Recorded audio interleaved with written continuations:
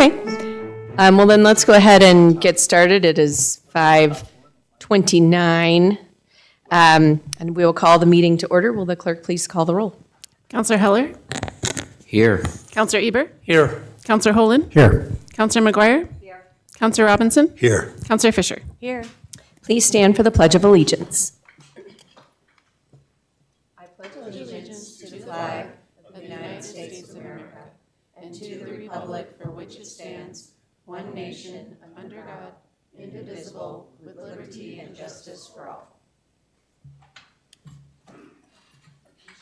I'm noticing the reserved seat. Is there something I should know about? Okay.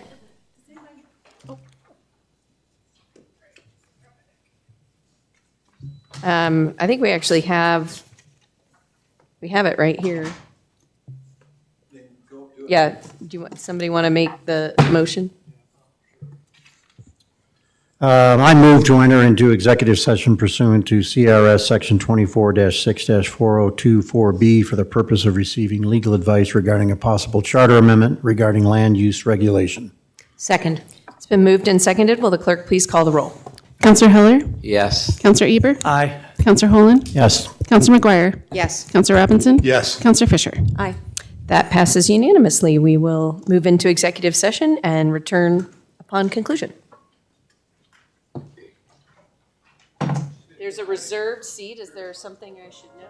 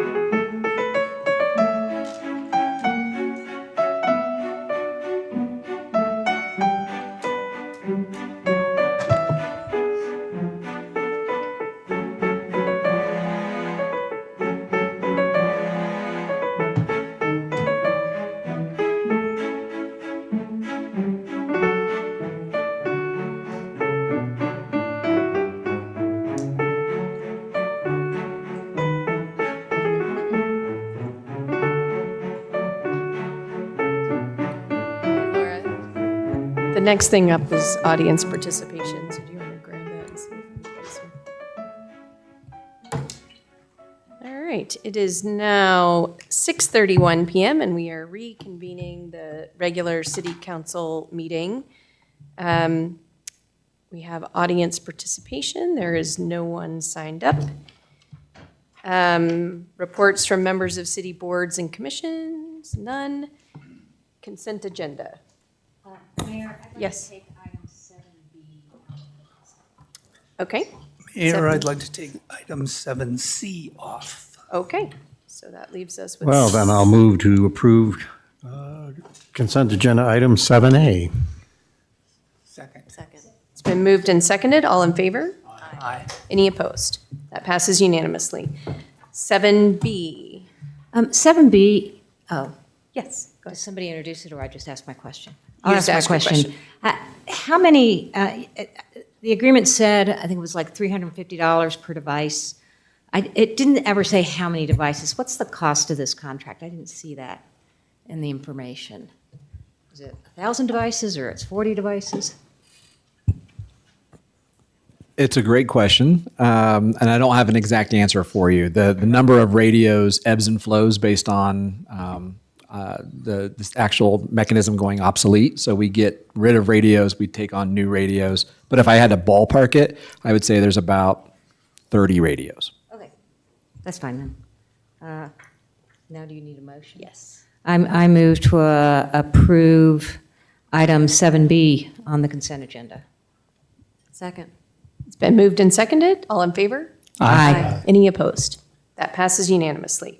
Item 7C. Mayor, thank you. I have questions, I guess, or a question. And that is, if you look in your packet on page 36, this is the MOU that we're talking about with Glendale to basically help provide them additional police staff, I guess, or staffing. And I guess the question that I have is, we looked at the one a couple of weeks ago about the helping Greenwood out with respect to Fiddler's Green. And now this comes up again, and under subcategory C, it says each party is responsible for its own officers, compensation payment, taxes, blah, blah, blah. And yes, I realize that we invoice them and basically get paid back. But it says neither party shall be deemed to be an agent for the other party.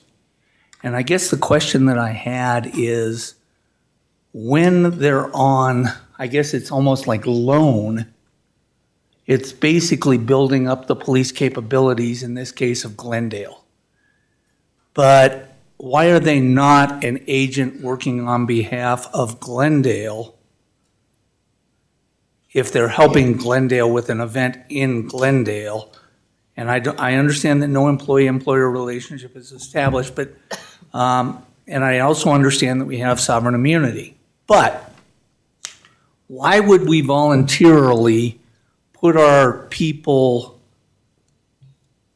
in potential situations where we may have arguments about liability or, misstatement. You could just of say force. Aurora, Denver, and I think we all know where you're going. No, but all I'm saying, Aurora, I wasn't, why do we voluntarily put ourselves out there if they're not going to indemnify us? Because there's a provision in here also that says that. So I just don't quite understand the idea of loaning our folks if we're not getting something back other than the regular hourly wage.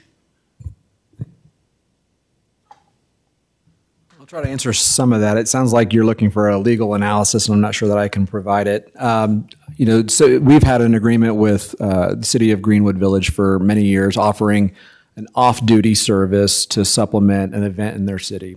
Generally, Fiddler's Green is what we have done with the city of Greenwood Village. Glendale is looking to offer the same service where we would help out on certain events, and there are certain events that I've restricted from this as well, right? So just given the demographic and some of the establishments there, we're not working those sorts of events. And by the way, there's a dozen or more agencies in the metro area that supplement the city of Greenwood Village and the city of Denver at the Broncos games, as an example. The general rule is that when our officers, although working in the city of Glendale in this case, they still will fall under our policies and procedures. They still fall under the umbrella of the city of Cherry Hills Village.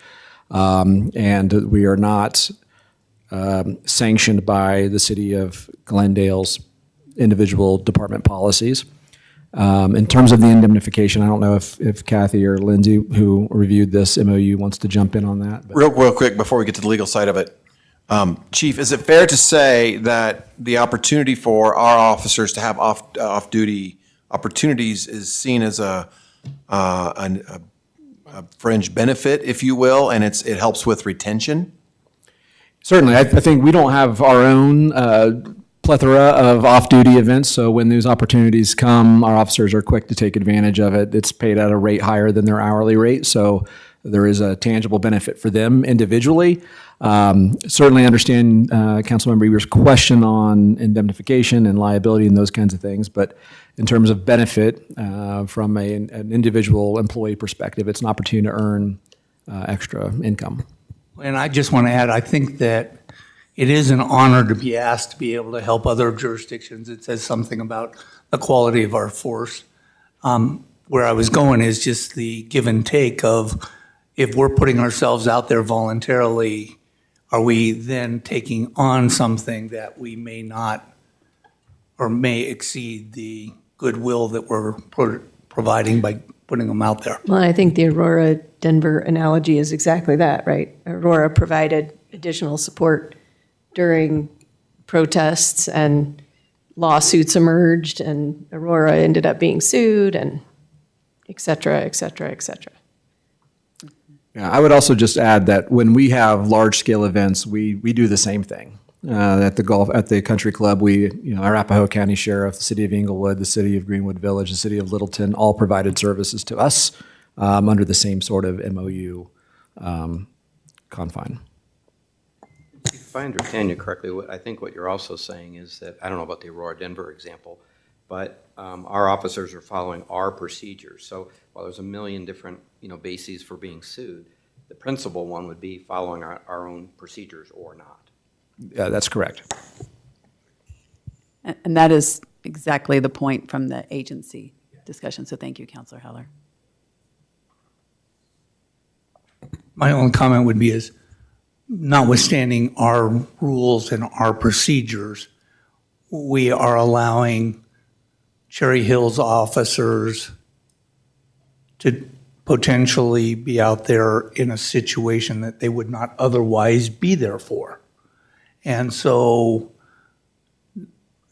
I'm all for extra income opportunities, but I just also want to make sure that we all understand that there is a potential cost that comes with that, and we're okay with that. Okay. As there is with mutual aid and other arrangements. Yep. I would entertain a motion. I move to approve item 7C in the agenda. Seconded. It's been moved and seconded. All in favor? Aye. Any opposed? That passes unanimously. We will now go on to unfinished business. Council Bill 4, Series 2026, amending Section 16-6-120 of the Municipal Code to allow existing legally nonconforming fences adjacent to state highways to be replaced as long as the replacement fence does not exceed the existing fence's height or opacity or reduce the setback of the existing fence for a period of 3 years. On second and final reading. Director Workman. Thank you, Madam Mayor and members of council. As was just noticed, this is the second and final reading for this ordinance. Because this is a topic that's been discussed so many times with council, we'll only discuss the most recent first reading that council had a couple weeks ago in May of 5th of this year. There was language that was proposed before council that was the directed language. However, council at that time saw fit to make some tweaks to that language, specifically related to the like-for-like replacement and making it a little more broad, if you will, as was outlined in the mayor's introduction of the topic, and also reducing the time frame from 5 years to 3 years. The language in your packet, as well as the language on your screen, reflects the discussion that the council had a couple weeks ago, specifically that fences, legally nonconforming fences adjacent to state highways may be replaced or reconstructed, if you will, for a period of 3 years, provided that the replacement fence does not exceed the height of the existing fence, the replacement fence does not exceed the opacity of the existing fence, and the replacement of the fence shall maintain the setback not less than that of the existing fence. And again, number 2 there allows for these reconstructions for a period of 3 years from the effective date of the ordinance. Next steps, as we've discussed, is to notify the applicable property owners that this ordinance has been updated and try and encourage them to get in their permits to do this reconstruction. And then a little bit later in your agenda, there is a discussion related to the fees associated with these types of fences and the associated building permits. There's a discussion for that later in your agenda. Sneak preview, there is a recommended reduction in the permit fee to try and encourage the replacement of those fences. Specific to public input on these changes, there's been no public input. Again, there was public input, the letter that was sent by a resident on the first reading. There's been no subsequent information from residents as part of this language. With that, the recommended motion for second and final reading is on the screen in front of you. Again, it's to approve the changes for a period of 3 years and making it so that those fences can be replaced so long as the replacement fence doesn't exceed the height, opacity, or make the setback worse, if you will. So that concludes staff's presentation, but certainly we're available for any questions you all may have. I have one question. Yes, Councilor McGuire. So talk about this, that the fences may be reconstructed for a period of 3 years. Does that mean they just have to get their building permit within the 3-year period, or that the construction has to be done within because then the next one says, upon the expiration of the 3-year period, these fences shall be subject. I'm assuming that means they just have to get the building permit prior. That's correct. That's how we would Okay. enforce it. Okay. Any other questions? If not, I would entertain a motion. I move to approve on second and final reading Council Bill 4, Series 2026, a bill for an ordinance of the City of Cherry Hills Village amending Section 16-6-120 of the Municipal Code concerning non-conforming fences, garden walls, and perimeter walls to allow existing legally non-conforming fences adjacent to state highways to be replaced as long as the replacement fence does not exceed the existing fence's height or opacity or reduce the setback of the existing fence for a period of 3 years on second and final reading. Second. It's been moved and seconded. Will the clerk please call the roll? Counselor Heller? Yes. Counselor Eber? Aye. Counselor Holen? Yes. Counselor McGuire? Aye. Counselor Robinson? Yes. Counselor Fisher? Aye. That passes unanimously. Finally. Thank you all for that. Moving on to new business, the first item, the first two items are going to be presented through one presentation. Agreement, the first one is the agreement for professional services with Safe Built for planning support services, Director Workman. And then feel free to roll right on into the budget presentation as well. Will do. As a matter of fact, we have one presentation for council for both items this evening. That does mean that there will need to be two separate motions and two separate votes, one for each, one for the contract and one for the supplemental appropriation. But for context, there's one presentation for both items. As was provided in your packet for this evening, staff has reached out beginning of this year due to increased permit submittal, permit activity in general. A component of the building permit process is there are certain permits that require review first for compliance with zoning standards. Things like a new pool has to meet setback requirements, so the planning division reviews those for compliance and ultimately approves them before we send them to consultants to review. Things like sheds, detached garages, anything that's required to meet those setback requirements requires planning review before we send it to our consultants. As I mentioned, not only have we seen an increase in general permit activity, we've also seen an increase in those types of building permits that require planning review. Because of that increase, we staff reached out to three separate companies to get a level of interest of who may be interested in helping us with that requirement to review those permits. We reached out to three separate organizations that do that. After speaking with those that responded, staff determined that Safe Built, who's here this evening, a couple representatives are here, is best equipped in terms of the capacity and the expertise in order to do this. And so we began negotiations on the the PSA that's before you tonight, where Safe Built would serve as an extension of staff, just like Icon Engineering or Schum's Coda Engineering. Only instead of reviewing plans for building compliance and engineering compliance, they would review it for zoning compliance. We're very excited to have them interested and potentially on board. They are a nationwide company that performs this type of supplemental service across the country, but they also do a lot of work here in the state of Colorado, specifically in jurisdictions up and down the Front Range. And so they certainly have a demonstrated history of being able to perform this type of service, and we're very excited to have the help. With that, there's the associated supplemental appropriation, which is represented in Council Bill 5. In your packet this evening. That supplemental appropriation is a request for $50,000 to pay for their services. That $50,000 is a not to exceed amount, and it is specific to the permit activity, right? We've had an increase in permit activity. Therefore, there's been an increase in permit revenue, and that increase in permit revenue will be used to offset the cost for Safe Built services. So with that, there are two motions on the screen in front of you. One is for the approval of the professional services agreement. I knew I'd remember it sooner or later. And the second one is a motion for approval of the supplemental appropriation. And I'm not sure if council would like to hear from Safe Built or not, but there are some representatives here should you desire to hear from them. That does conclude our presentation. However, myself or Director Newman are available for any questions you might have.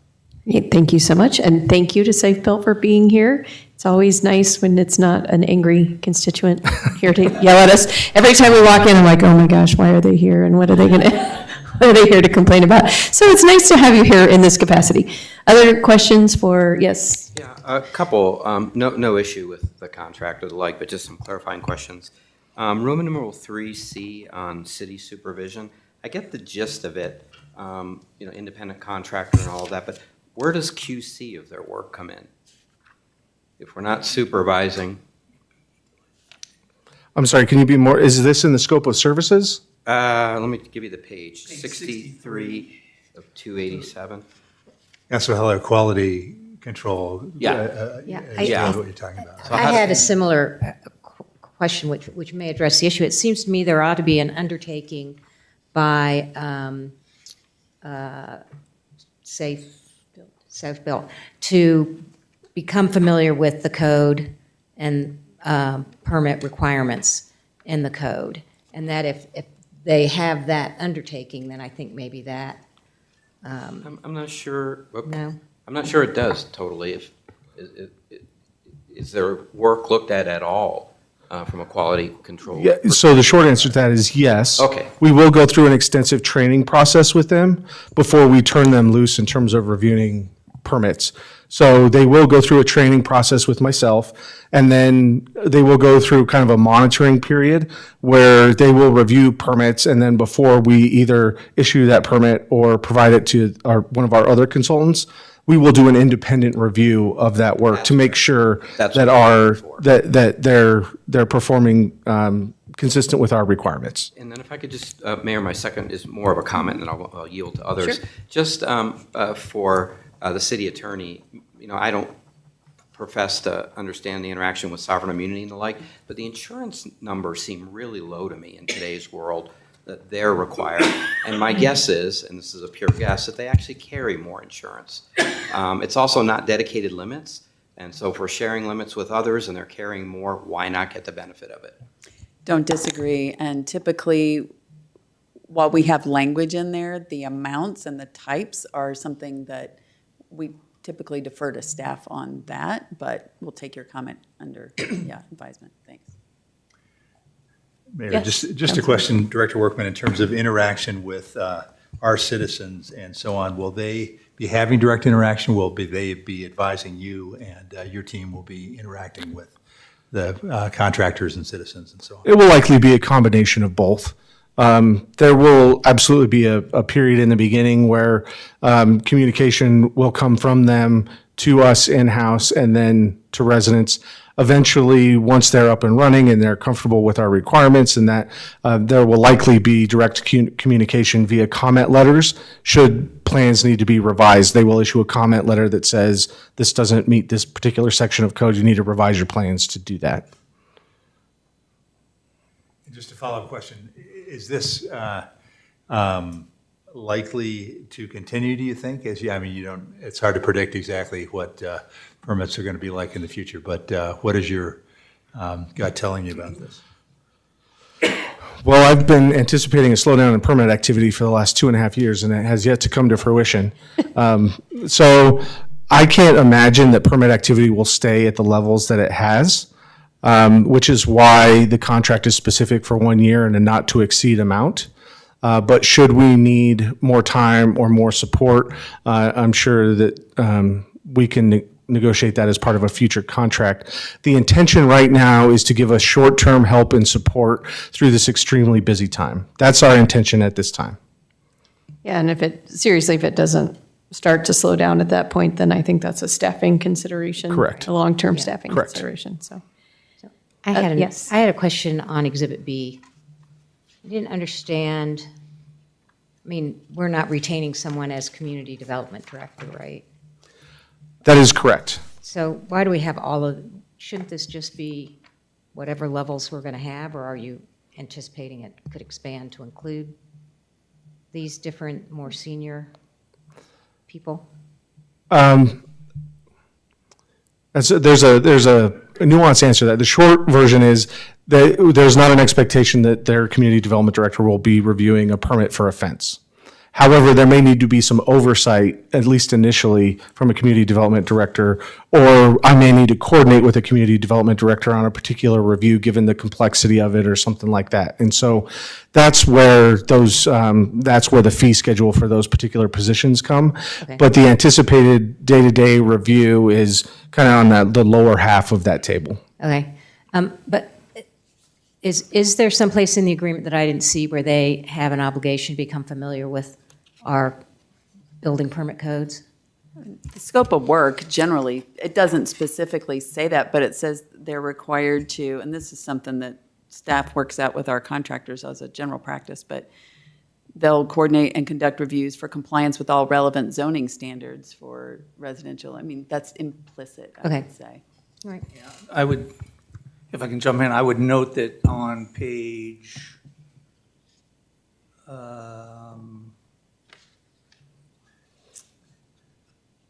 69, I think it is, of our packet, where it talks about the potential for termination. It does say failure to meet a significant incorrect or improper activities, let's see. And then it talks about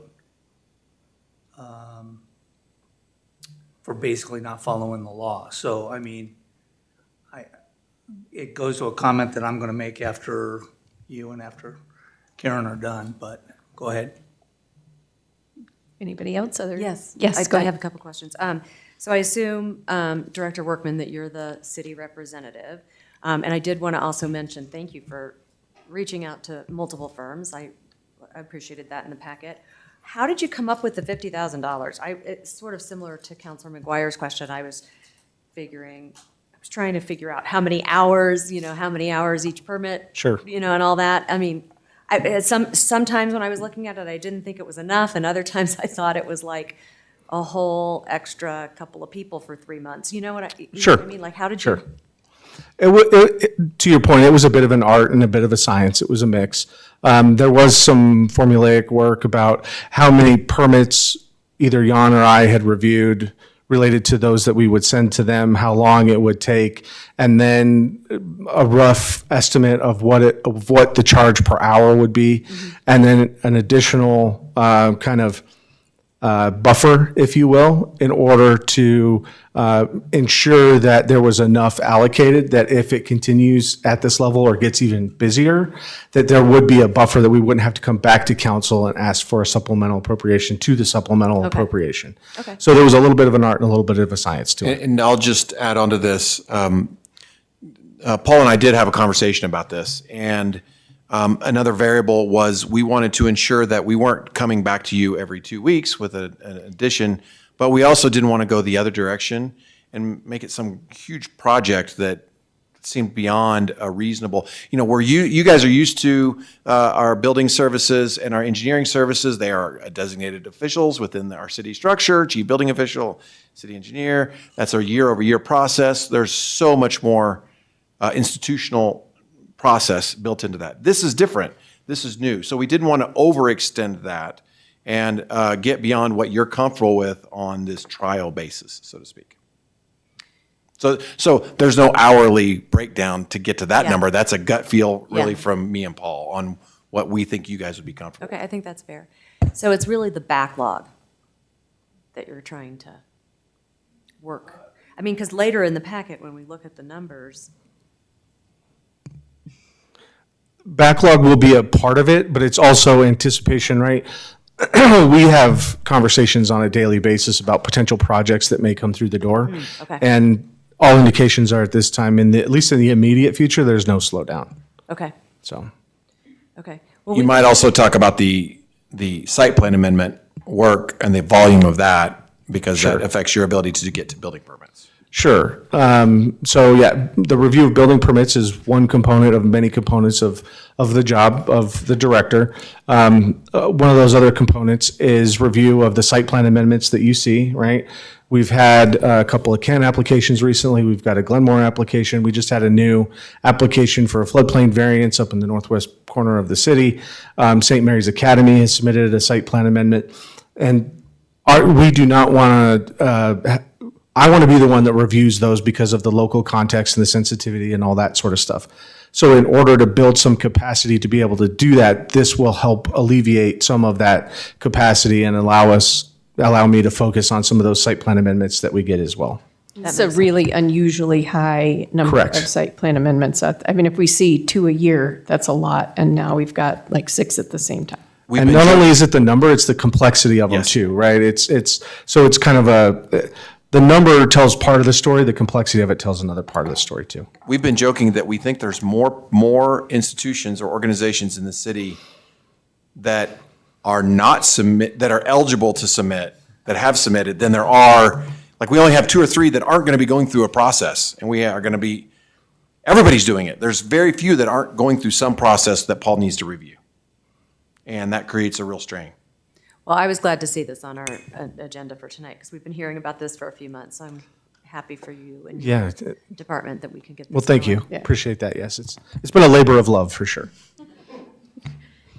On that note, if there are no further questions? If I can. Yes.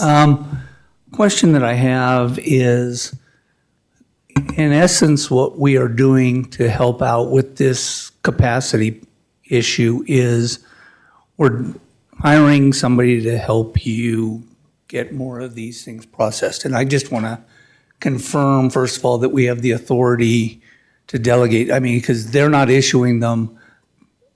Well, these are approvals or processes that are in the name of Cherry Hills Village. And with the paragraph that Councilor Heller mentioned on page 63C about supervision, these will all come out with a stamp of approval or non-approval from Cherry Hills. And so are we formally delegating or giving them our stamp of approval or disapproval? So the short answer is no, that the city will still be responsible for the issuance of all permits, right? So ultimately, we will have the responsibility of ensuring that the standard has been met. However, for record-keeping purposes, it is important that whoever did the review for Safe Built puts their name on it so that we know who did that review historically, or if there's questions or issues, we need to know who reviewed it on their side. And so that's where that component comes from. But all permits will still be issued and still have the Cherry Hills logo on it. They will still come from our building division. And it's just, and we do outsource our Correct. building code. Correct. Icon and Schum's Coda do the exact same thing. Well, but Schum's Coda brings it to you, and in theory, there are less numbers of permits that you're able to look at them and confirm what it is that they're doing.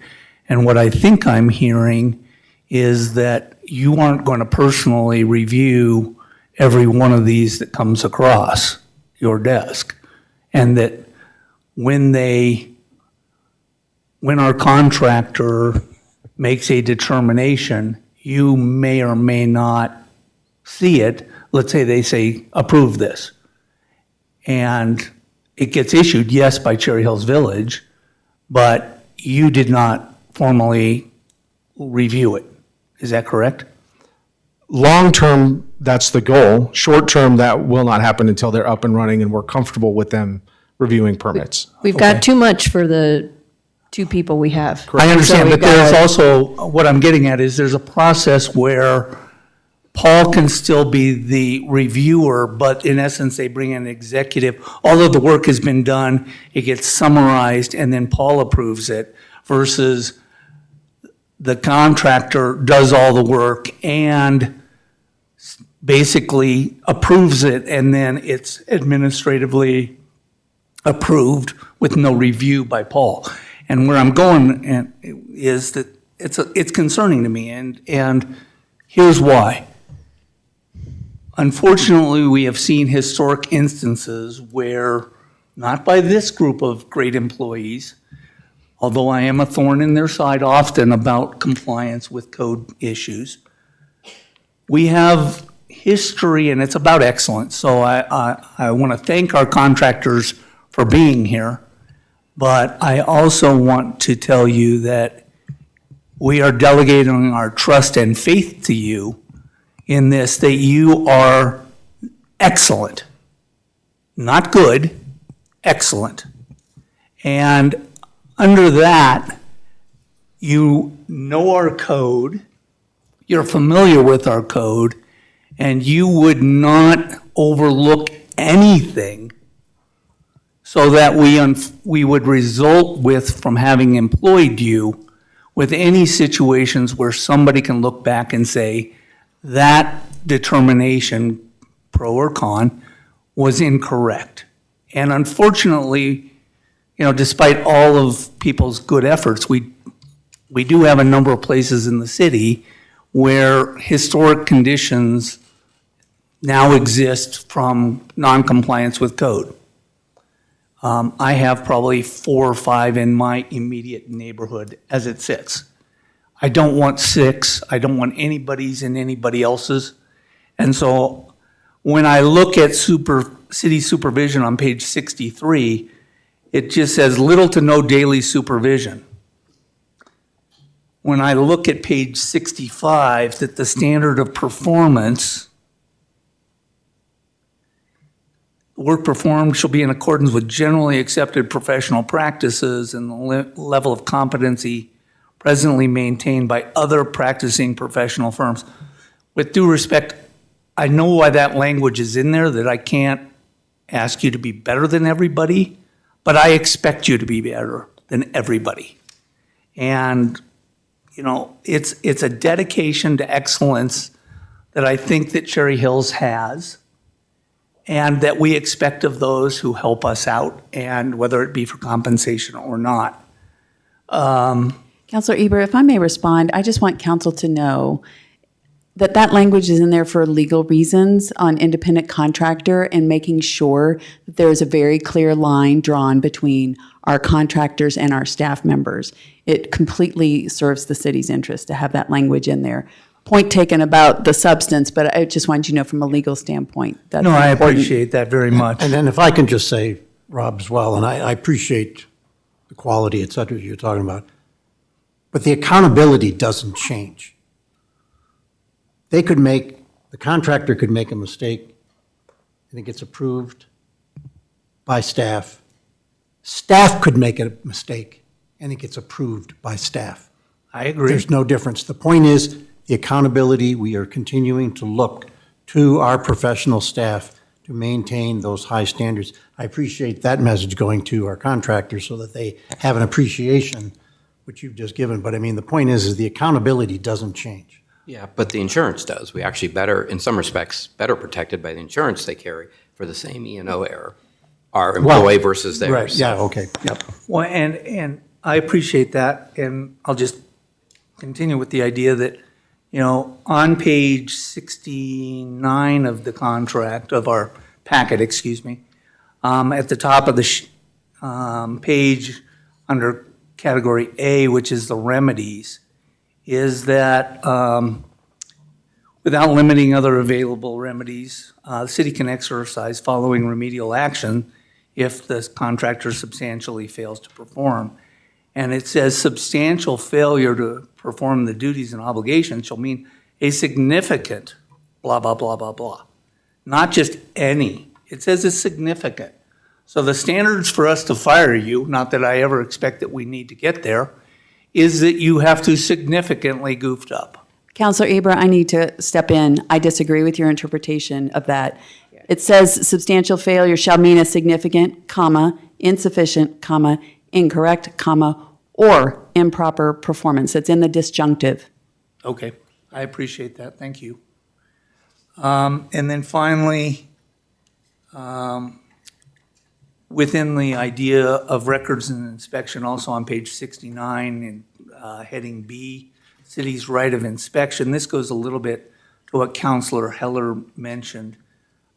Yes, we can provide, or we can ask for a list of records, but this is, I think it's deemed for multiple month contract. And it seems like we should have some kind of an audit provision at some point, a quarter of the way through, to make a determination that in fact Paul's teaching was perfect and your implementation of our code is perfect, to the point that we can feel comfortable moving forward with somebody from the outside. And I mention this because we've had a couple of instances where I have disagreed with determinations that have become binding on us as city councilors, and I mentioned Brave Church in particular, where a traffic engineer's opinion basically bound me as a council member to making a certain type of decision. And I don't want to be in a situation where I am not able to exercise that level of oversight to you because of the language in this contract. And it just again comes back to, I would love for you all to really understand and think like Cherry Hills Village residents. and interpret our code in accordance with all the things, not just reading the code but really understanding what it means for Cherry Hills. We are sticklers on certain parts of the code that I'm sure Paul will educate you about, and other parts may be lesser desired. No, I than- think we're sticklers on all of it. We're sticklers on all of it, okay. We're sticklers on all of it, and so you are walking into this with full expectation that we hold you to the stickler standard. And I will approve this contract, but please don't be in a situation where I have to wish later on that I'm looking at a bunch of instances where unfortunately mistakes were made and things went in a way other than what the village would have wanted for our permit review process. And I will, again, welcome you to the process and thank you for your help. This city drastically needs your services. And thank you for stepping up to the plate and helping us. And you are warned that you are under a very high scrutiny level. Well, on that note. Yeah, I just want to say, I appreciate everything you said, but I'm struggling with this because those comments, like, you can't argue with the substance, but they should have been directed to staff. Okay, it is staff that is responsible for these contractors and for doing exactly what you just talked about to the level that you just talked about. I mean, I couldn't agree with any or disagree with any of the substance, but I don't think those comments are appropriate to the contractor. That should be directed to staff and that they are responsible for all contractors that they utilize. That's just my opinion. For what it's worth. I agree, and I apologize for my making a specific reference to two wonderful contractors who've come tonight to help us.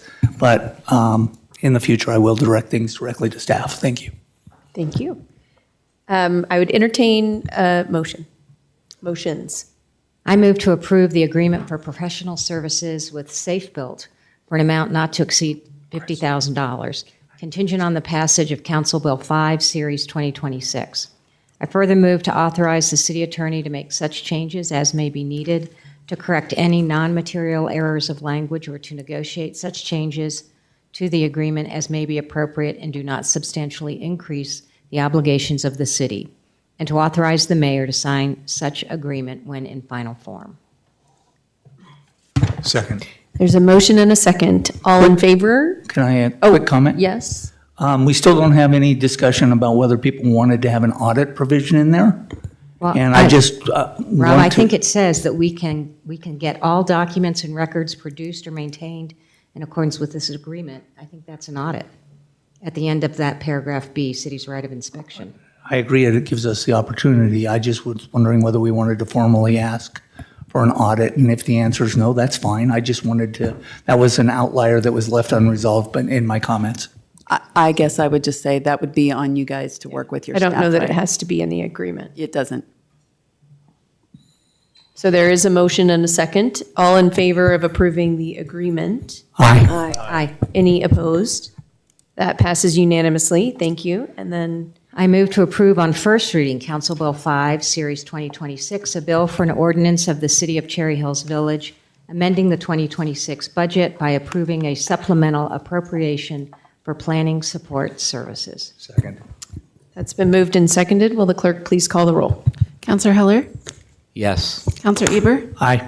Counselor Holen? Aye. Counselor McGuire? Aye. Counselor Robinson? Yes. Counselor Fisher? Aye. That passes on first reading, and we'll come back for second reading at our next meeting, I'm assuming. Thank you, and thank you very much for being here tonight. As I'm sure you've heard, we love our community and want to protect it as much as possible. So thank you for your help in doing that. Moving on to Council Bill 6, Series 2026, a bill for an ordinance of the City of Cherry Hills Village, amending Article 5 of Chapter 18 of the Cherry Hills Village Municipal Code by adding a new section, 18530, prohibiting the use of all gray water and the installation of gray water treatment works on first reading. And that is, You get me again. okay. Director Workman. The last formal one that I'm only in charge of, and then you get to quit hearing me tonight. As the mayor just alluded to, the next item on your agenda this evening is Council Bill 6, Series 2026, prohibiting the use of gray water here in Cherry Hills Village. Council may recall that there was a study session on this topic back in February of this year, in which case there was a desire to bring something similar to what you're receiving tonight, prohibiting the use of gray water. By background, council may recall that back in '24, the state legislature passed House Bill 24-1362, which authorized the use of gray water in new construction unless a local jurisdiction opted out of that by ordinance or resolution.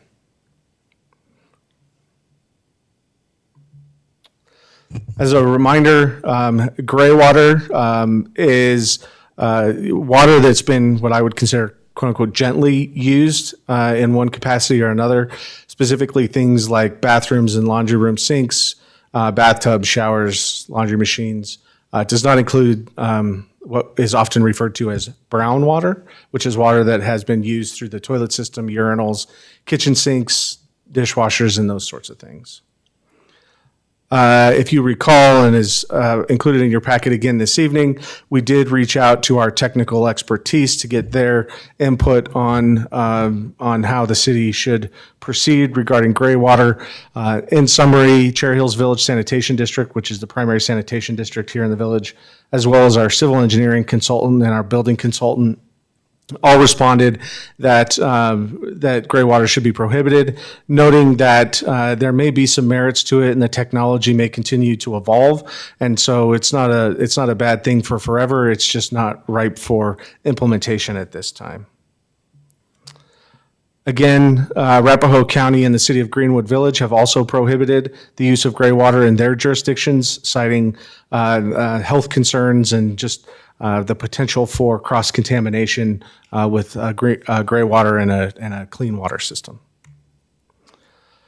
So the amendment that is being brought before you this evening is a new section to Chapter 18, which is our building code, excuse me, that would prohibit the use of gray water treatment works. 3 sections here, one noting that it's unlawful to install gray water, defining what gray water means, and then what a gray water treatment works, or the mechanics of how the gray water would work. Again, providing some clarity and prohibiting the use of it at this time. With that, the recommended motion is on the screen before you, but as always, staff is available for any questions you might have. Questions? It's not as much a question as before we move on. I just would like to reiterate that I actually am not supportive of this, particularly as I wrote my article for the Crier about sustainability. I know it's part of our master plan. It's a new part of our master plan. We're now faced with an incredible drought. And it just reminded me that I really feel like we should be going in the opposite direction and encouraging people to, who have the means and the inclination to conserve and reuse water where possible, as opposed to prohibiting people. But I know I was the only person who felt that way at the time. I just wanted to renew that objection, and I would entertain a motion. I move to approve Council Bill 6, Series 2026, a bill for an ordinance of the City Council of Cherry Hills Village, amending Article 5 of Chapter 18 of the Cherry Hills Village Municipal Code by adding a new section 18-5-30, prohibiting the use of all gray water and the installation of gray water treatment works on first reading. Second. That's been moved and seconded. Will the clerk please call the roll? Can we have discussion real quick? Oh, sure. I just want to jump in and say that, when we heard this on first reading, I think a number of us. I think you mean at the study or- session, right? Sorry, at the That's study okay. session, sorry. I do think a number of us, and I know I did raise the idea that I think it's an interesting idea, and I think all of us on council kind of came to a conclusion that it just isn't quite ready for prime time yet in the context of adopting it as a regulation, because there was uncertainty about whether it would really work within the confines of Cherry Hills. I don't think any of us had any comment to say that we were encouraging people to either not conserve water or not take steps to try and minimize their water use. I think it was almost for me a technical determination that this system and the proven systems, we just don't know, frankly, given geography, geology, and all of the other ologies that go with it in Cherry Hills Village about whether or not this could really be effective. And that was the basis of why I would vote against this. If this were a technology that was proven effective and safe within our village and the many waterways that we have that go through the village, I would happily vote in favor of some type of a gray use when it's proven to be more effective. So thank you. And I just want to say, I agree with Council Lieber. That's kind of where I was as well, and not just technically, but also financially as well, in terms of what the city would need to do at this point in time in order to be able to overcome those technical aspects at this point in time. So I concur completely. And I also, that's exactly my view on it as well. So thank you for stating that.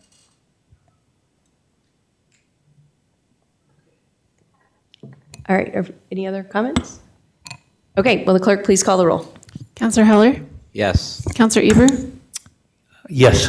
Counselor Holland? Yes. Counselor McGuire? Yes. Counselor Robinson? Yes. Counselor Fisher? Aye. That passes unanimously. Moving on to the next, Resolution 16, amending the fee schedule. And that is both Clerk Gillespie and Director Workman.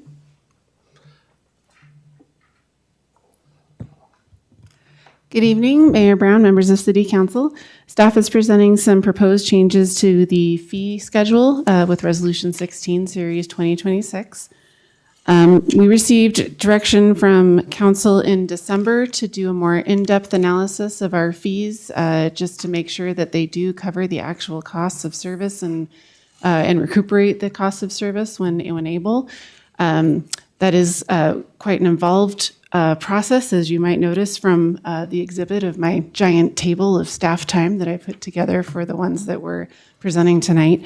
So we started with 3 administrative fees for that analysis: the business license fee, liquor license fee, and security guard license fees. This was a kind of an eye-opening process for staff. It was an interesting way of looking at the fees. We haven't really done it this way before, so this is going to be the first of many groups that we plan to go through. It is rather an intensive process, so we're not able to do the entire fee schedule all at once, but that is the plan moving forward.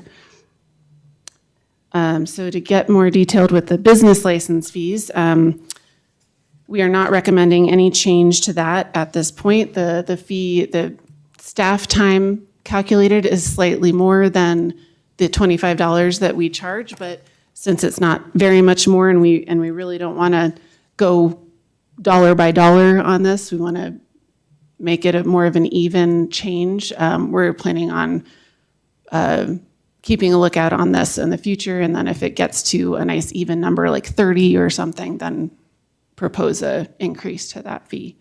We also don't want to unnecessarily burden the very few businesses that we do have in the city, so we don't want to nickel and dime them necessarily, but that's our recommendation, is no change at this time.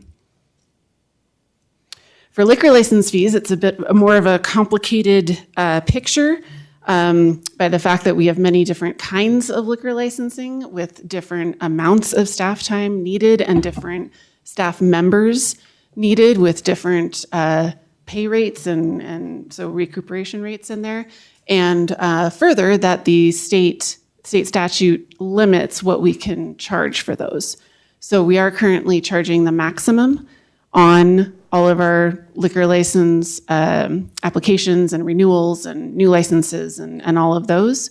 And looking at it license by license, there is some mismatch, but looking at it as a whole category, we're not quite recouping all of our costs, and that comes from those times when we do need the city attorney's office to look at things in more detail for those particular instances, and also when we have issues with current liquor license establishments that kind of fall out of the general renewals or new licenses or modifications, if there are any outside issues that wouldn't be covered by an application fee necessarily. We have to go to the attorney's office to try to figure out how to deal with those.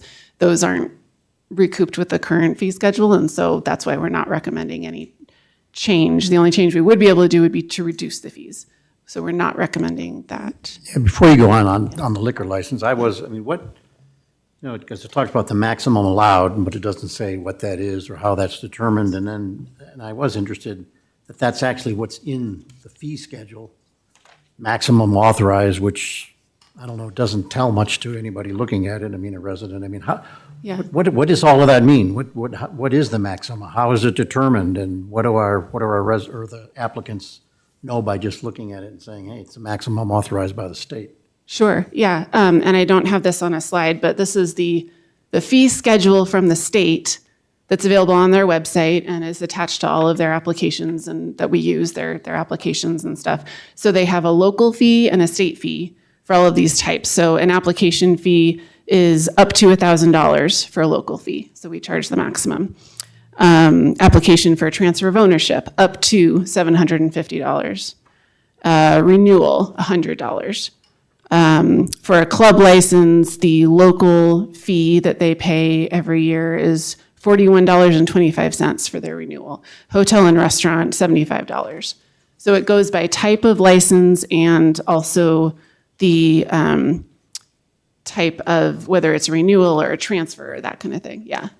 And just to recall, it's a dual licensing system, so when they apply to the state and locally, so that's all in the hopper, right?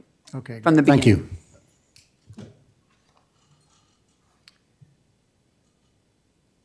So moving on to security guard license fees, this is the one that I probably spent the most time on because it was interesting to look at the history of the security guard license in the code and try to figure out how we got to where we are and what's covered and what isn't really covered anymore. This is the change. This is the category that staff is recommending a change on.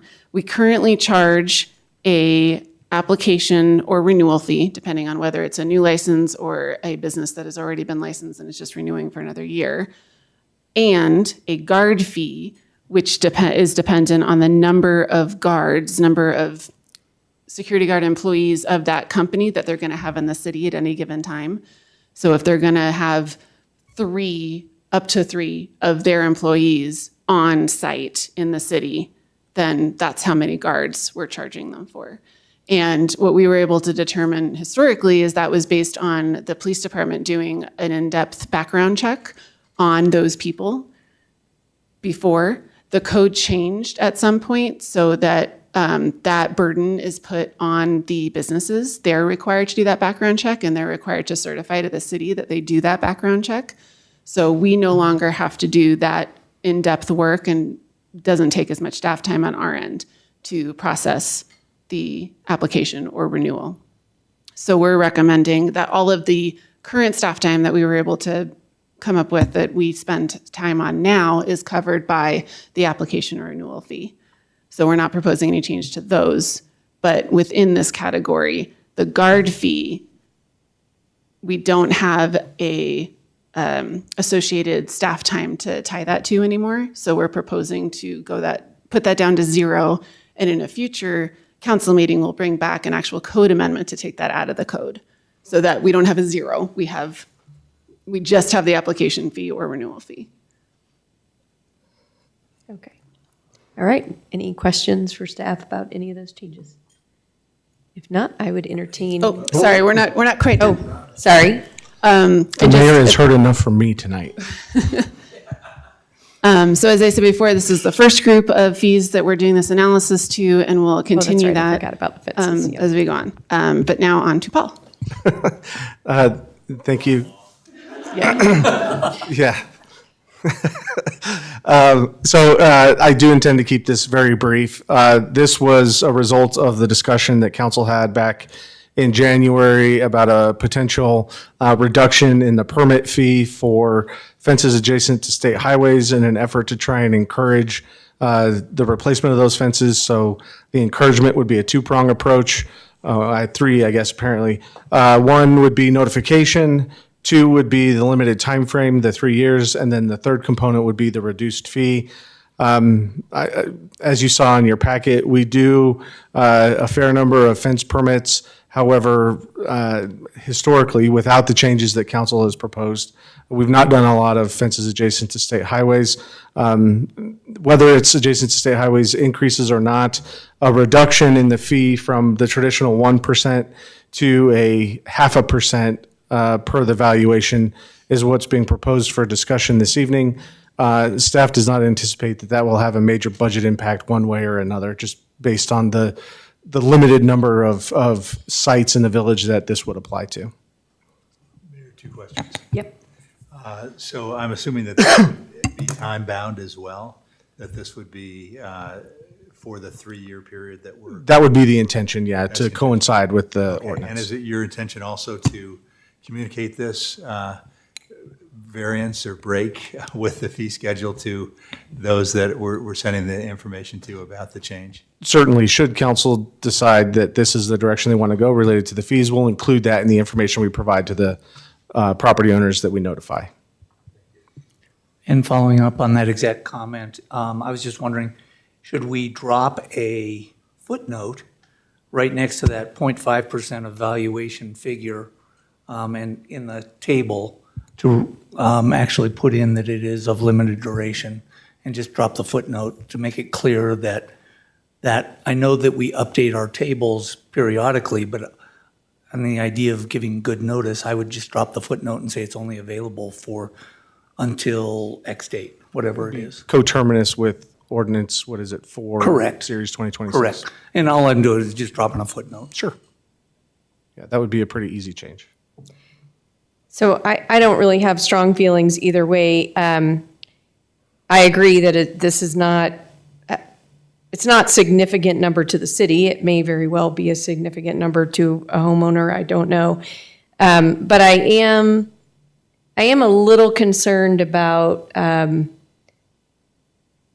degree to which we are now focused on actively incentivizing changes only to fences on state highways. I think, this conversation originated because we had made a lot of changes that that had a greater impact on people who were adjacent to state highways than on other people in the village. My purpose in considering those changes was to remove obstacles, not necessarily that I felt we needed to have an incentive campaign to fix all the fences on state highways. So I guess I'm just a little bit concerned about offering a financial incentive to such a small group of people when there are other dilapidated fences throughout the village that would be nice if people fix those as well. But I don't have a strong feeling either way. My comment is that, I think when we spoke about this before, I did raise the comment that we're giving them a break on where to be able to put it. And I said that I did not think we needed to have an economic incentive as well. I think Councilor Robinson, you brought up the idea of having an economic incentive. I don't know if we kind of came to I think we had come to a consensus at that point about offering a break on permit fees, although I was one of those people who did not agree with that. No, actually, we said no, not to do it. At the first meeting, we discussed reducing permit fees. The feedback from staff was that it was a relatively small amount, and we said, okay, then that's not much of an incentive. Yeah. But then it did come back up. Yeah, I 2 guess weeks my ago, point yeah. now is, I don't see the need for an economic incentive in addition to allowing it to go back to the same point. But if there had been a consensus, which now there may not have been, I would be okay with not having the economic incentive, but if it's there, I just wanted to drop a footnote. All right. So with that conversation, I would entertain a motion. I move to approve Resolution 16, Series 2026, amending the fee schedule. Do you want to add, providing that the And- building permit for nonconforming fences expires after 3 years Yeah, the footnote that Counselor Eber had mentioned. Oh, yeah, okay. Yeah, add that. I'll second that. There's a motion and a second. All in favor? Oh, wait. Just a point of order, is it possible to make an amendment to the motion at this Yes. point? Yes, you can propose an amendment. I move to amend this, the motion previously offered by Councilor Holen to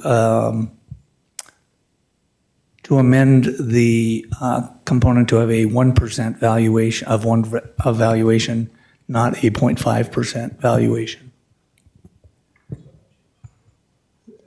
I'm confused. I don't think I understand. Yeah, so you're saying not to reduce the. That's Okay, correct. so why don't we say that your amendment is to approve the First fee reading. schedule, but With a not, change of. not the fence fee schedule, with the exclusion of the proposed Right, I was trying to just permit address the fees table for itself. fences. The table itself would stay Yeah. at 1% of valuation. Okay, so let's have a little discussion about that. Well, first of all, that's a motion for an amendment to exclude the fences. We first would need a second. If there's no second, then there's no discussion. Okay, hearing none, then there's no amendment. We'll move on to a vote on the motion on the table, which is to approve the fee schedule. All in favor? Yes. Aye. Any opposed? Aye. Then that passes unanimously. Okay. Now, there will be a series of resolutions regarding appointments to various boards and commissions. I think all of them will be presented in one presentation by Clerk Gillespie.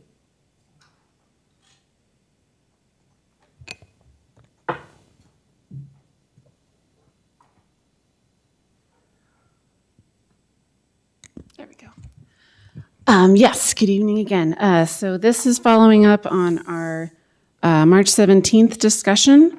As a reminder, Councilors Eber and Heller volunteered to review the applications and interview the candidates and make recommendations. We also had a member of the Art Commission who wished to move to the Parks, Trails, and Recreation Commission, and council gave direction that as long as we didn't receive any applicants from District 3 that wanted to serve on the Parks, Trails, and Recreation Commission, that member didn't need to be interviewed, that we would just bring back the appointment, which is what happened. We didn't have any applicants from District 3 for PTRC during the application process. So this is a slightly different breakdown of the big table I had last time. I don't know if this is better or worse, but we're gonna try it.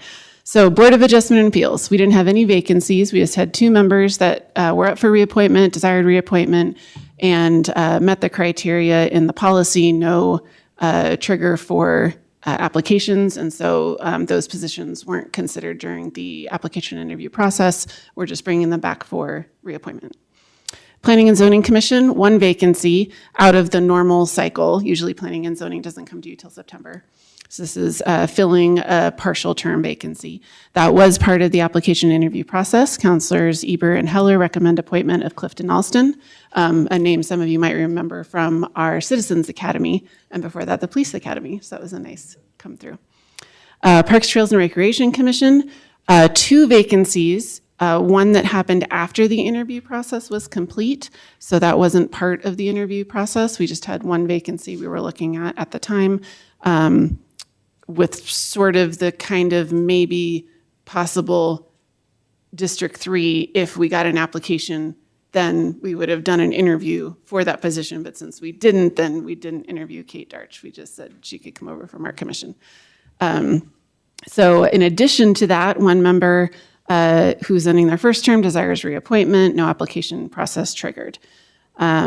So we didn't have any interview to do with Parks and Trails necessarily for Counselors Eber and Heller. But we do now have an additional vacancy, and staff will continue to solicit applications to fill that remaining vacancy. I'm going to skip ahead here. Our districts representing on PTRC, pending Kate Darch's appointment to District 3, is all the districts are filled except for 5. So we would focus our solicitation of applications on District 5 residents. And the Art Commission, 3 vacancies, one created by Kate Darch moving, and one by someone not wanting to be reappointed, and another one by someone resigning earlier this year. In addition to all that, one member desires reappointment, no application process triggered. So Councilors Eber and Heller interviewed our 2 applicants for the Art Commission and are recommending both of those people be appointed. And that would leave one remaining vacancy, and staff will continue to solicit applications to fill that vacancy. So if all of that was understood, these are the recommended motions. We're happy to answer any questions. So Will, are there any questions about that? If not, Just to comment, appreciate the time and effort put into to do Appreciate that. you guys doing that. And then I just have, for my own education, is there someone like in PTRC that, do they choose together somebody that is setting the agenda and? There's a chair. As a chair, they vote Yeah. among themselves? They do. For the chair? Yes. Okay, because I didn't see who the chair was Yeah. in this. Is it still information. Mary? Yes, I believe so.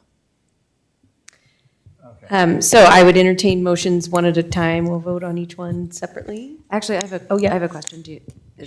So when, and I wanted to add my thanks too, when Counselor Robinson and I did this, as I recall, we had more people applying than we had positions. And that may not happen very often. So we talked, the 2 of us talked, and really wanted to be consistent when we were interviewing each person and take notes and that kind of thing. Thinking that maybe the person who we didn't pick, the next 2 council people, if that person resubmitted. I just am curious about how we keep track of things like that. Is it all up to you, Clerk Gillespie? I think that's the answer. Yeah, And, whether we ever want to think about a way to kind of keep track better. You know what I'm saying? Our policy does have, we keep applications for 2 years, and when openings come up, I contact them to see if they want to be considered for the new openings. In this case, one person didn't and one person did, and they were part of the interview process. As far as better track, I'm not sure what. Okay, that well, would we entail, took but notes. can- We even came up with interview questions so that we asked everybody the same questions because we wanted to be fair. Oh, as far as questions that are asked, yeah, that's currently up to each us, individual sure. pair, each pair of council members that does the interviews. Right. We don't have a consistent, really, we do have the duties and responsibilities that council And that was helpful, put too. together and try to make those available during the interview process. But beyond that, yeah, there's not a set standard of Right, questions. no, to that was ask or those. anything. So just a quick comment too. So I know we did the Citizen Government Academy. I think that's what we called it this last year. We're skipping this year and we're going to do that again in 2027. It would seem to me that those people should be notified that they would be a good source of potential folks to fill any vacancies, and that maybe best practice going forward would be to send something out to that group and to say, these positions are available. Yep, and that is a new academy, as you noted. This is the first time we've done it, but Emily actually suggested we email them directly for this interview process, which we did. Oh, you did? And so we had the one applicant from that academy during the interview process. I got another one over the weekend who's unfortunately not interested in either of the commissions that we have openings in. But yes, that's a really great thing to keep in mind and continue on for future application processes, is to involve all of those people from this academy and going forward. Yeah. But I'm glad we got one. I mean, I think that's Yeah. I think I'd call that a success. Yep. So, I think that when Councilor Heller and I were able to do our interviews, I just want to mention that I think we had some very good candidates all the way around. We were really blessed with having great people. As you mentioned, with the Art Commission, we still have one vacancy left. But I wanted to just emphasize that the two people we are recommending for council to place were truly extraordinary people, one of whom is an actual artist here in the village and participated in the event a couple weeks ago. Yeah, the artist talk. Yeah. And very, very interesting artist. And then on the other side, we have somebody who is not per se an artist, but is a very well-educated art aficionado that can offer different skills but complementary skills, both of whom were very excited. And I think that we can be very comfortable and confident of their additions to the Art Commission, frankly. With respect to the planning and zoning spot, we only had one spot that we were able to fill, and there again, we had multiple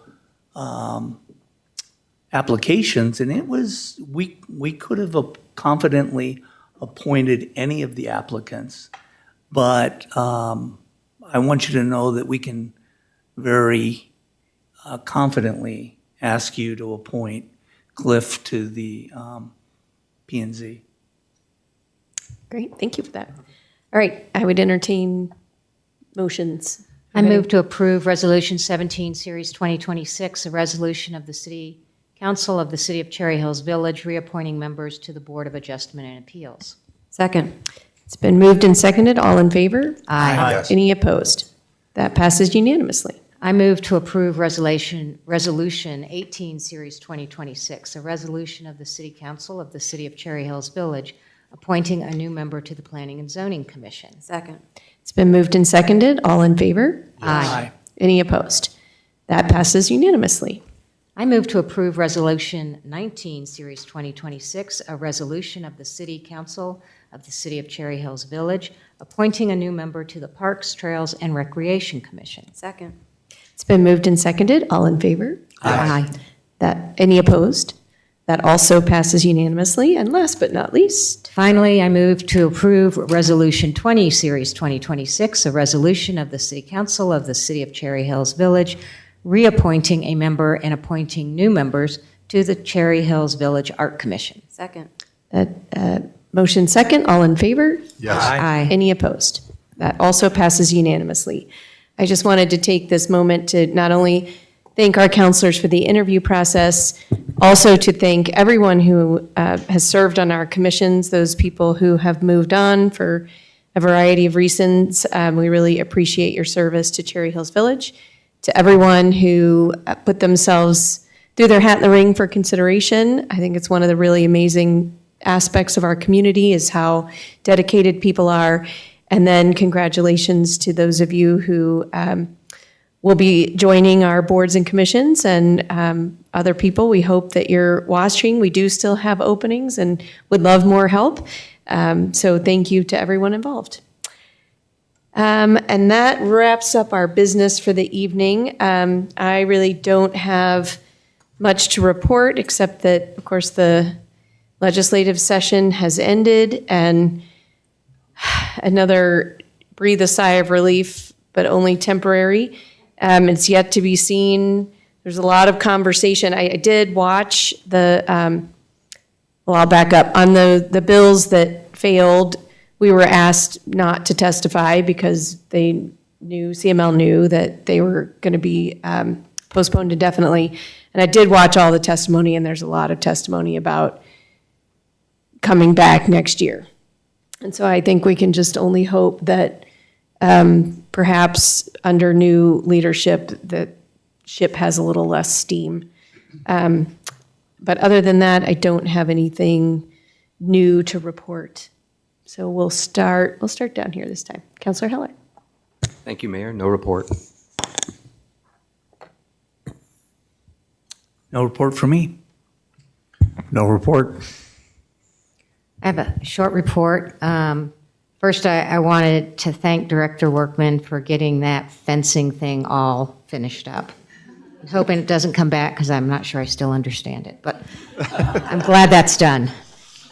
Second, Councilman Heller and I interviewed the backup judges that were recommended by Judge Elliman, and they were great candidates. I think we both were really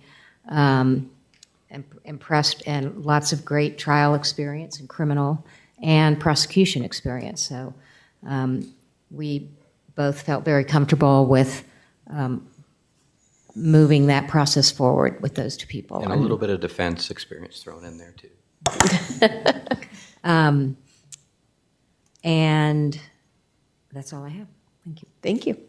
Just a brief report, two quick things. So Councilor Eber and I were able to attend a technology presentation by the chief and some of his colleagues, which was fantastic. And the enthusiasm of the police committee was outstanding, and they even had a surprise in there, a real event that got us all flummoxed for a little bit, but really enjoyed that. And then I just wanted to report, we did the Region 9, which is the Arapahoe County Opioid Abatement Council, which I serve on, had a one-day offsite in the end of April. And a lot of good stuff going on. We have a new consultant there that has a lot of energy and is driving our process forward, and we are making good decisions, I think, around how to spend this opioid abatement money, which is significant, that's coming into Arapahoe County, about forgetting how much, but it's well in excess of $20 million coming over the next several years. So wanted to report that. Thank you. No report. City staff. Director Workman. You've all heard enough from me tonight. No report. Happy early Memorial Day. We'll see you all in June. Councilmember McGuire took my update, so thank you. I did want to thank Councilmember McGuire and Heller for your time in interviewing the relief judge candidates, and we do plan on bringing those contracts to you on June 2nd so we can get them started. And that's it for me. Just one thing, as we near the end of the school year, we are expecting an unfortunate increase in the use of e-bikes and e-dirt bikes here in the city and elsewhere. We are switching gears slightly with a much stronger communications campaign, which Denise can touch on. But in addition to that, we will be taking a more heavy-handed approach to that enforcement. We've given it a year of PSA to some avail, but not totally what we were looking for. So we will begin issuing much more in terms of citations and impounding vehicles that are operated on our roadways without proper registration and insurance. But we will certainly communicate that out to the families, the residents here, what the intent of the police department will be moving through the summer. So, Denise, I hate to pitch it over to you, but maybe it's a good time to just segue. Wait, when you impound a vehicle, they have to pay a fine to get it out? Is that what it is? Yeah, an impound fee. And can I ask a quick question about that? I know, obviously, the largest concern in that spectrum is really the motorcycles that you require a driver's license, et cetera. What, if anything, when you say increased enforcement and firmer stance, does that include just like pedal assist e-bikes on the Highline Canal and in places where those are not really allowed? I mean, they're not as, I think they're more prevalent. They're not as egregious perhaps as maybe some of those other things, but. Yeah, my sense is that the enforcement will be sort of relevant to the violation. Again, I don't want to give all the variables, but to your point, a pedal-assisted Class 1 e-bike, The approach may be different based on the behavior associated to the riding of that particular vehicle, as opposed to the much easier and much more concerning violation of Title 42, which is that they have to have a driver's license, they have to be registered and insured as a vehicle. Those would be impounded because it's a state law violation, operating a vehicle on a roadway that's not licensed, not insured. So the approach is going to be different based on the circumstance. I don't want to pigeonhole it, but certainly we will be enforcing all violations to a degree. The degree will change based on the behavior of the violator. Okay, thank you.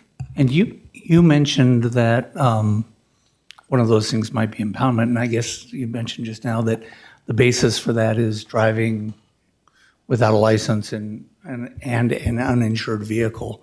And I'm assuming that means that if somebody were driving a car, you would also impound the car in the same way. I mean, that's the standard enforcement for driving an uninsured without a license, is to impound that. That's right.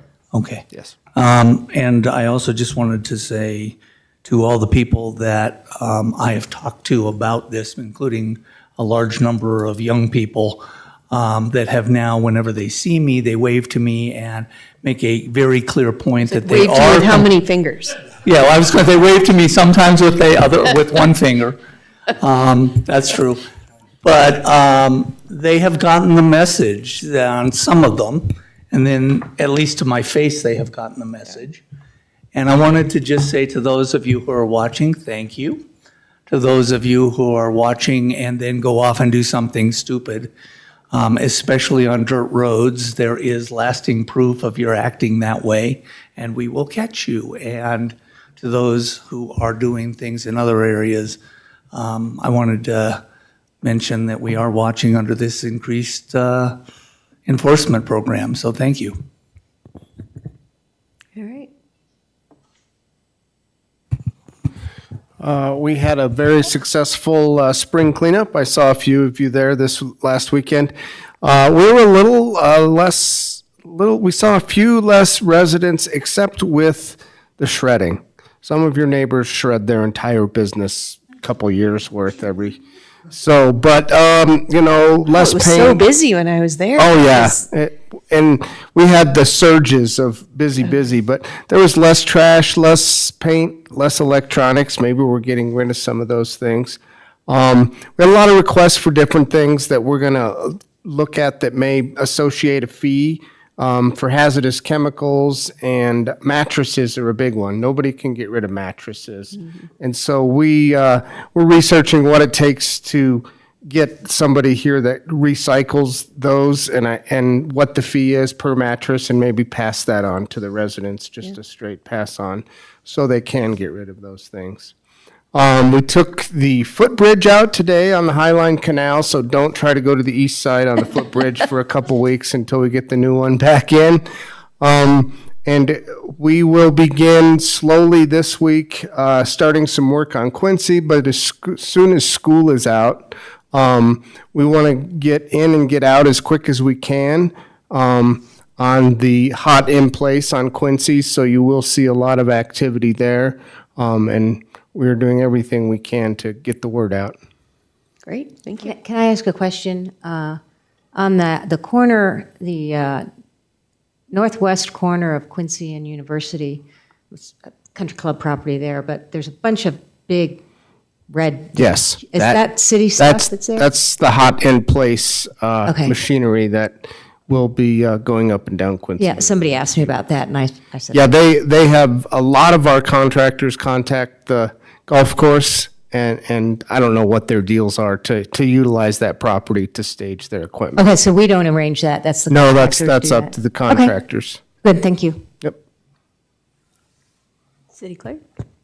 Just a reminder that the packet for the June 2nd meeting will be coming out Thursday next week instead of Wednesday because of Memorial Day.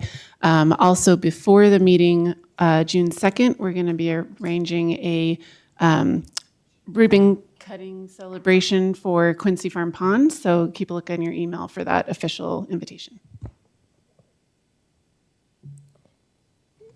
And I think the chief has already kind of talked on one of the things we're working on, but you should be seeing more education and awareness, particularly as we're going into that stricter enforcement period, just to let people know stricter enforcement right now, while we also work on some messaging on that long-term just behavior change, which might be a little softer approach, so really trying to two-tier that on the e-moto bikes. A report. So I like to go last. Everybody took all the ones. I kept marking them off. The last thing I guess I would want to say is I want to thank the city council members and especially Councilwoman Fisher for hosting the Board and Commission Appreciation event. I thought it was very successful, and I think we should market that as an incentive for folks to apply to be a board. I mean, look, it's like a perk, right? You get to do this, and we host you for this great event. So. Anyway, I do want to thank you for that. So, we have Memorial Day coming up. So remember, city offices will be closed for a day, and then we're back at it again on June 2nd with a very full agenda. All Really, I right. just did the house. The staff did all the purchasing, the shopping in the snow, setting it all up, so. Well, wonderful. Well, we will stand adjourned at 8 p.m. Thank you all so much.